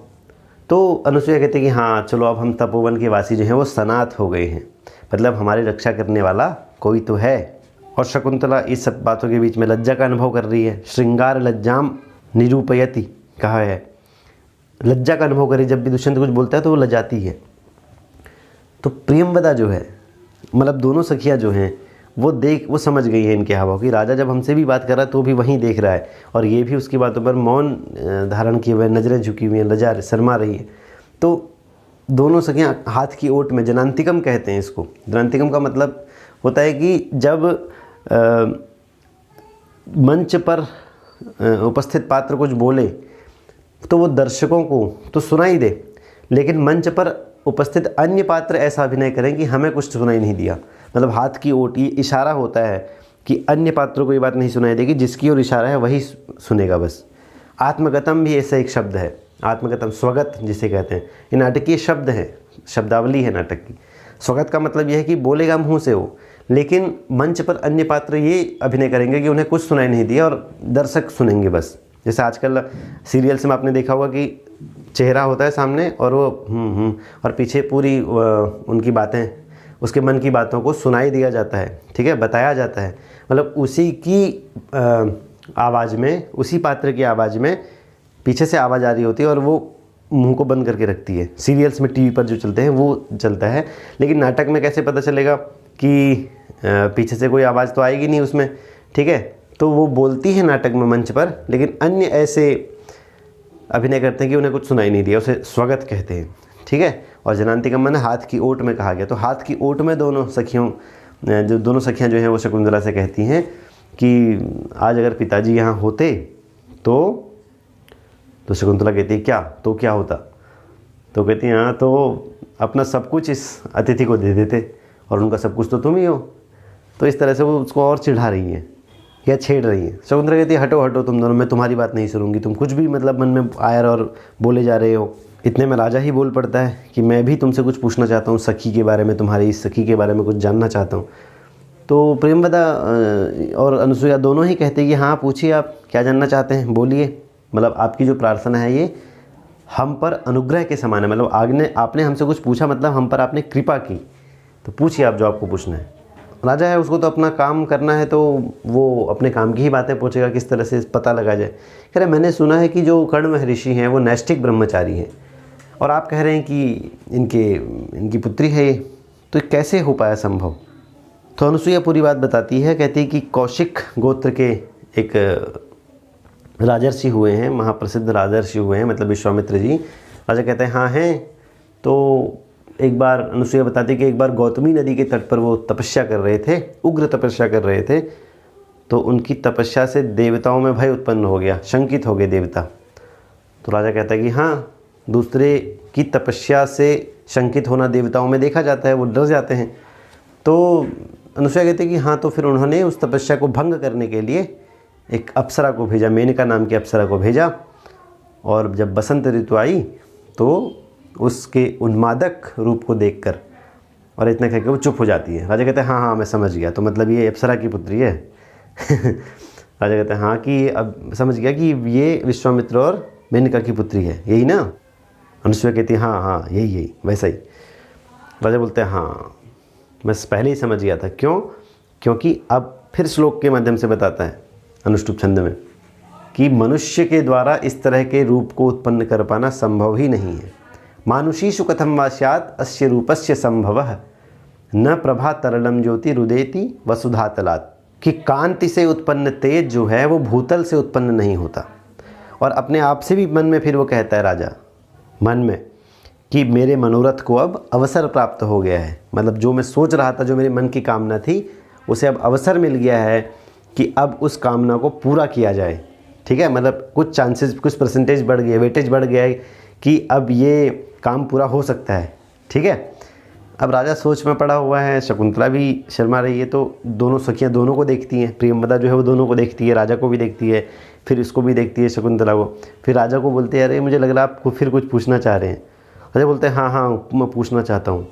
तो फिर वो एक सूक्ति अच्छी सी बोलती है कि हाँ, तपस्वी जनों से आप कुछ भी बिना सोचे समझे कुछ भी पूछ सकते हैं, मतलब बिना किसी संकोच के पूछ सकते हैं। अनियंत्रणानुयोगस तपस्वी जनों नाम। तो अब जो है राजा यहाँ से वो बात पूछ लेता है जो उसके मन की बात थी, जो लास्ट पॉइंट जो है उसकी बात का, जिसके लिए उसने इतनी मेहनत की थी, ठीक है। तब से वो सुन रहा था पेड़ की ओट में छिप कर, जिसके लिए वो सामने आकर इनसे बातचीत की उसने, और जो भी उसका परिश्रम रहा, जो भी उसके मन की भावना थी, वो सब अब इस प्रश्न पर आकर रुक जाएंगी। और जैसे ही इस प्रश्न का जवाब उसको मिलेगा तो फिर वो बिल्कुल ही निसंकोच हो जाएगा राजा कि हाँ अब ठीक है। प्रश्न क्या है उसका? प्रश्न ये है कि क्या ये जो आपकी सखी है ये वैखानसम की मनया व्रतमा प्रदानाद, मतलब इस श्लोक के दो अर्थ निकल कर आते हैं कि एक अर्थ तो ये है कि क्या ये किसी राजा से विवाह होने तक इस आश्रम में रहेगी या किसी तपस्वी से विवाह करके इसी आश्रम में रहेगी। दूसरा प्रश्न ये है कि जो इसने ब्रह्मचर्य व्रत धारण किया है विवाह होने तक ही वो रहेगा, ठीक है, क्या इसने विवाह तक ही इस ब्रह्मचर्य व्रत को धारण किया है या फिर ये जीवन भर विवाह न करके ब्रह्मचर्य व्रत को धारण करेगी। अब ये जो प्रश्न है ये राजा का अंतिम प्रश्न है जिस पर उसके आगे की सभी योजनाएं टिकी होंगी। प्रेमवदा कहते कि नहीं, इस विषय में हम तो कुछ नहीं कह सकते, ये तो सब पिताजी जैसा कहेंगे वैसा होगा, ठीक है, हम धर्माचरण में जो है पिताजी की आज्ञा के अधीन है, पराधीन है, वो जैसा कहेंगे वैसा होगा। लेकिन इतना आप मानकर चलिए कि पिताजी जो हैं वो इस व्यक्ति को मतलब शकुंतला को किसी योग्य वर को देने की इच्छा रखते हैं। अस्या अनुरूप वर प्रदानम संकल्प है, उन्होंने संकल्प लिया है कि इसको किसी अच्छे वर को देंगे, इसका विवाह होगा। और जैसे ही ये बोलते तो शकुंतला फिर चिढ़ जाती कि मेरे विषय में तब से इतनी बातचीत चल रही है, तो कहते अब ज़्यादा मत बोलो, मैं चली जाऊँगी यहाँ से। और राजा फिर उसके मन में अपनी कहानी आगे की योजनाएं शुरू हो जाती हैं, बोलता है कि अब ठीक है, अब जो है मुझे किसी भी तरह की कोई शंका नहीं करनी चाहिए कि न दुर्वापेयम खलु प्रार्थना, कि मेरा जो मनोरथ है वो दुर्वाप नहीं है, ठीक है, वह दुर्लभ नहीं है, उसे प्राप्त किया जा सकता है, ठीक है। और अपने हृदय को सांत्वना देता है कि भव हृदय साभिलाषम प्रति, संदेह निर्णय हो जाता है कि अब तुम अभिलाषा से युक्त हो जाओ, तुम्हारी अभिलाषाएं पूर्ण हो जाएंगी, क्योंकि अब जो है संदेह का निर्णय हो गया है, जो संदेह था, जो शंका थी, उसका समाधान हो गया है, ठीक है, वो दूर हो गई है शंका। क्या दूर हो गया है, क्या समाधान हो गया है कि आशंक से यदग्निम, कि जिसे मैं अग्नि समझ रहा था, जिसे मैं सोच रहा था कि ये अग्नि है, हाथ डालेंगे तो जल जाएंगे, वो तो क्या है, एक रत्न है। और रत्न भी कैसा है, कोई म्यूजियम में रखा हुआ कोई रत्न नहीं है कि दूर से देखो और आ जाओ, स्पर्श करने योग्य रत्न है, स्पर्शक क्षमम रत्नम, ठीक है। आशंक से यदग्निम तदिदम स्पर्शक क्षमम रत्नम, जिसको हम अग्नि समझ रहे थे वो तो स्पर्श करने योग्य एक रत्न है। तो अब इस संदेह का निवारण हो गया है, तो अब हृदय बस तो थोड़ा अभिलाषा जो तुम्हारी पूर्ण हो गई, थोड़ा धैर्य अब और रखना है। ये जो है मूक संधि का अंग है, समाधान नाम का अंग है, उसका प्रयोग यहाँ पर हुआ है और राजा अपने आप से कह रहा है, ठीक है। तो अब शकुंतला जो पहले सुनते हैं कि हाँ इसका पिताजी का मन है कि इसे किसी योग्य वर को दिया जाए, तो वो कहते हैं कि नहीं नहीं, मेरे विषय में क्यों बात कर रहे हो, मैं उठकर चली जाऊँगी। क्रुद्ध सी होकर ऐसा कहती है कि मैं उठकर चली जाऊँगी यहाँ से, और जो भी तुम ऐसा प्रलाप कर रहे हो मैं तुम्हारी शिकायत करूँगी। अपनी दोनों सखियों से कहती है कि आर्या गौतमी से तुम्हारी शिकायत करूँगी मैं। तो अनुसुईया कहती है कि नहीं, ऐसे कैसे जा सकती हो, अतिथि आए हुए, इनका सत्कार करना तुम्हारा कर्तव्य है, ऐसे कैसे जा सकते हो। तो राजा कहता है नहीं, ये लग रहा है कि मुझे थक गए हैं, और फिर बताता है कि क्यों थक गए हैं, इनके कंधे झुक गए हैं। तो इस तरह सारा चीज़ें वर्णन करता है राजा एक कि ये इनको देखकर लग रहा है, इनकी चेष्टाओं को देखकर लग रहा है कि अब ये थक चुकी हैं। प्रेमवदा कहती कि ऐसे नहीं जा सकते, अभी तुम ऋणी हो, तुम्हारा काम था वृक्षों को जल देना और मैंने तुम्हारी जगह पे 2 वृक्षों को जल दिया, तो 2 वृक्षों को जल देने की ऋणी हो तुम, तो उस ऋण के कारण मैं तुम्हें यहाँ पे रोकती हूँ, ऐसे नहीं जा सकती। तो राजा कहता है कि नहीं नहीं, आप इनको उऋण कर देता हूँ मैं, ठीक है। क्यों?